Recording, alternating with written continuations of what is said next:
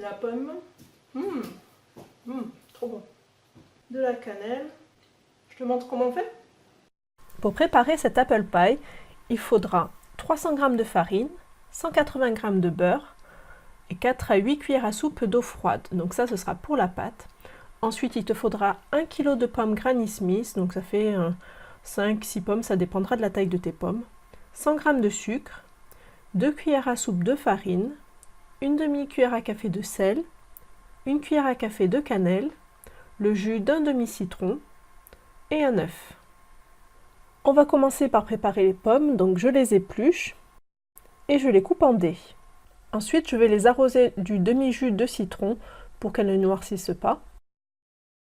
Dans mon petit bol de sucre, je vais rajouter le sel et la cannelle et la farine. Je mélange tout ça à la fourchette et je verse ce mélange sur mes pommes.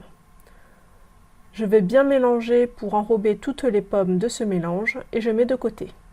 Ensuite, on va s'occuper de la pâte, donc je verse tout mon beurre dans la farine et je l'écrase avec les doigts. Je rajoute l'eau petit à petit et je vais malaxer jusqu'à former une boule de pâte. Je vais couper ma boule de pâte en deux, donc avec une partie un peu plus grande que la deuxième, puisqu'on va avoir un morceau de pâte pour le dessous de la tarte et un pour le dessus, qui devrait être un petit peu plus petit. Donc je prends mon plus grand morceau de pâte et je vais l'étaler au rouleau. Une fois que je l'ai étalé, je vais le mettre dans le moule. Donc j'enfonce bien la pâte dans le moule. Ensuite, je verse mes pommes sur ma pâte à tarte.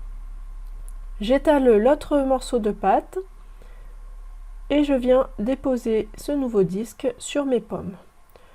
Je soude bien les bords.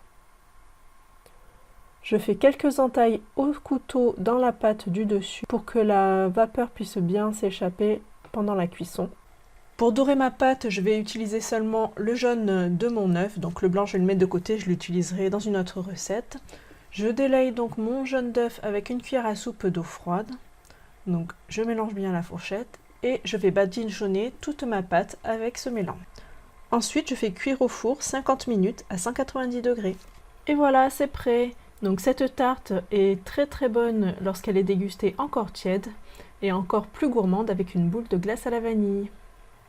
Je te donne rendez-vous la semaine prochaine pour une nouvelle recette. En attendant, je te laisse t'abonner à la chaîne et à cliquer sur la petite cloche pour être sûr de recevoir une notification dès que je publierai une nouvelle recette. À bientôt! Qui c'est qui veut goûter?